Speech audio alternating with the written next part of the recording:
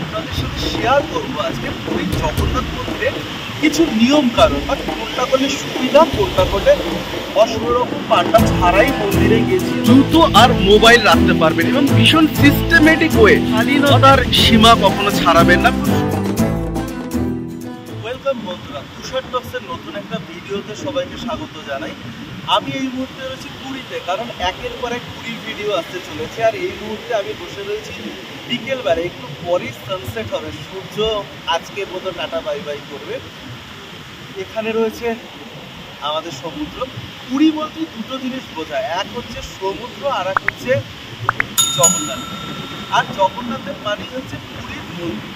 আমার অভিজ্ঞতা থেকে আমি আপনাদের সাথে শেয়ার করবো আজকে পুরীর জগন্নাথ মন্দিরে কিছু নিয়ম কানুন বা কোনটা করলে সুবিধা কোনটা করলে অসুবিধা। তাহলে চলুন বন্ধুরা ভিডিওটা শুরু। প্রথম যেটা মনে হয়েছে আমার সেটা হচ্ছে পুরীর মন্দিরে বাইরে করিডোর করা হয়েছে লাস্ট 1.5-2 বছর পরে। লাইন দিয়ে মন্দিরে ঢুকতে হচ্ছে, সেক্ষেত্রে প্রায় মিনিমাম সিজনে 5 থেকে 6 ঘন্টা টাইম লেগে যাচ্ছে, আর অফ সিজনে মিনিমাম 2 থেকে 3 ঘন্টা। অতএব সাথে একটু পানীয় জল রাখবেন, বাচ্চারা সাথে থাকলে একটু কেয়ারে বা যত্নে রাখবেন, কেন এতটা টাইম আপনাকে দাঁড়িয়ে থেকে তবে কিন্তু মন্দিরে মানে মন্দির প্রাঙ্গণে আপনি ঢুকতে পারবেন। মন্দির প্রাঙ্গণে ঢোকবার পর আপনাকে জগন্নাথ দেবের গর্ভগৃহে ঢোকবার আলাদা লাইন দিতে হবে, এবং সেই লাইনটা কিন্তু বিভৎস, মানে দলে দলে মানুষ একসাথে সেখানে ঢুকছে এবং মন্দিরের ভেতর পরিস্থিতি ভীষণ ওভার ক্রাউডেড।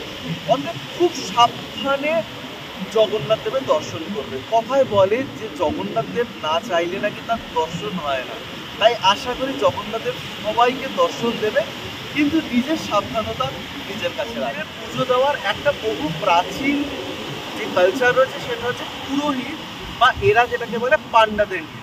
বন্ধুরা, আমি কিন্তু কোনো রকম পান্ডা ছাড়াই মন্দিরে গেছি এবং ভক্তি করে জগন্নাথ দেবের দর্শন করেছি, কারণ জগন্নাথ দেবকে কিন্তু অনেকটা দূর থেকে দেখতে হচ্ছে বা দর্শন করতে হচ্ছে। তাই আপনারা চাইলে আপনাদের অবশ্যই পান্ডা নিয়ে যেতে পারবেন। সেক্ষেত্রে তিনি একটা সম্ভবত 500 টাকার ওপর একটা টোকেন মানি নেবে, সেটা পুজো হিসেবে তিনি ওখানে গভর্নমেন্টের কাউন্টারে জমা করে আপনাদের প্রসাদ দেবেন। আর যদি আমার মতো মানুষ হন যে আমরা মনে করি যে হৃদয়ে জগন্নাথ দেব রয়েছে, তাহলে কিন্তু ভক্তি করে ঠাকুরের দর্শন করে নিতে পারেন। আর একটা জিনিস যেটা আপনার সাথে শেয়ার করবার সেটা হচ্ছে মন্দিরের ভিতরে অনেক ছোট ছোট মন্দির রয়েছে, মানে মন্দির প্রাঙ্গণের ভেতরে আপনারা যান ভক্তি করে সেখানে মন্দির দর্শন করুন, কিন্তু কোনো সময় পুরোহিতদের সাথে বাদ বিতণ্ডায় জড়িয়ে যাবেন না। আপনি যদি দক্ষিণা না দেন, দূর থেকে দর্শন করে ওই ছোট ছোট মন্দির থেকে বেরিয়ে আসুন, তাহলেই কিন্তু অনেক ঝামেলা বিবাদ থেকে আপনারা নিজেদেরকে এড়িয়ে রাখতে পারবেন বা সাবধানে। বন্ধুরা, পুরীর মন্দির চত্বরে এরকম অনেক পুরোহিত বা পান্ডা রয়েছেন। আমি জানি না তারা সত্যি পুরোহিত কিনা বা পান্ডা কিনা, আমি সে তর্কে বা বিতর্কে যাব না। তারা হঠাৎ করে এগিয়ে এসে আপনার কপালে তিলক এঁকে দিতে চাইবে, ঠিক আছে? এটা ভারতের অনেক মন্দিরেই হয়, এটা নিয়ে আমি যাচ্ছি না কোনো কন্ট্রোভার্সিতে, কিন্তু দেওয়ার পর তারা আপনার কাছে দক্ষিণা চাইবে, আশীর্বাদ দেবে। আমার কথা হচ্ছে আপনি যদি সত্যি দক্ষিণা দিতে চান তাহলে আপনি তিলকটা পড়ুন। তার থেকে দেখা গেল তিলক পরবার পর আপনি তাকে দক্ষিণা দিলেন না, সেক্ষেত্রে কিন্তু একটা মনোমালিন্যের সৃষ্টি হতে পারে। তাই এই জিনিসটাকে একটু মাথায় রাখবেন। মানে পুরীর মন্দির চত্বরে আপনি যখনই যাবেন, আপনার যদি মনে হয়ে থাকে না এই মানুষটা আমাকে তিলক পরাতে আসছে, আপনি আগে বিনীতভাবে তাকে মানা। গুরুত্বপূর্ণ ইনফরমেশন হলো সেটা হচ্ছে পুরীর মন্দিরে আপনি যখন যাবেন, পুরীর মন্দিরে 4টে দরজা রয়েছে। আপনি যে দরজা দিয়ে প্রবেশ করুন না কেন, তার বাইরে আপনি দেখতে পাবেন ওখানে বিনামূল্যে নিঃশুল্কে আপনি জুতো আর মোবাইল রাখতে পারবেন এবং ভীষণ সিস্টেমেটিক ওয়ে। অতএব কোনো রকম চিন্তাভাবনা না করে কোনো দালালকে বা বাইরের কারোর কাছে আপনার মোবাইলের দায়িত্ব দেবেন না। আপনি আরামসে একদম নিশ্চিন্তে যে কোনো সিংহদুয়ার, 4টে সিংহদুয়ার, তার যে কোনো একটা সিংহদুয়ারের বাইরে আপনি আপনার জুতো মোবাইল রাখবেন। এদের নিজস্ব ব্যাগ দেয়, ক্যারি ব্যাগ দেয়, সেটাতে রেখে আপনারা তারপর কিন্তু মন্দির দর্শন করতে, অর্থাৎ জগন্নাথ দেবের দর্শন করতে। পুরীর মন্দিরের নতুন নিয়মের মধ্যে কিন্তু এই নিয়মটা ভীষণ রকম মাথায় রাখবেন, সেটা হচ্ছে শালীনতার সীমা কখনো ছাড়াবেন না। খুব সুন্দর পোশাক পরে যাবেন, মহিলা হলে অবশ্যই শাড়ি পরে যাবেন, ছেলেরা কখনোই হাফ প্যান্ট পরে যাবেন না, অতএব পা পর্যন্ত ধুতি বা ফুল প্যান্ট পরে যাবেন, স্লিভলেস কিছু পরবেন না। কারণ জগন্নাথ দেব আমাদের হিন্দুদের একটা পবিত্র তীর্থস্থান, আর এই নিয়মটা কিন্তু শুরু হয়েছে। অতএব নিয়ম শুরু হোক বা না হোক, আমার মনে হয় শালীনতার মাত্রা বজায় রেখেই মন্দিরে প্রবেশ করতে ভালো লাগে, কারণ আমরা চলেছি ধর্ম করতে ঈশ্বরের। আর একটা ঐতিহ্য হচ্ছে ঠিক সন্ধ্যার আগে বিকেলবেলা 5টার সময় পুরীর মন্দিরের গর্ভগৃহের ওপরে যে পতাকা বা ধ্বজা থাকে সেটাকে নামিয়ে এনে নতুন ধ্বজা লাগানো হয়।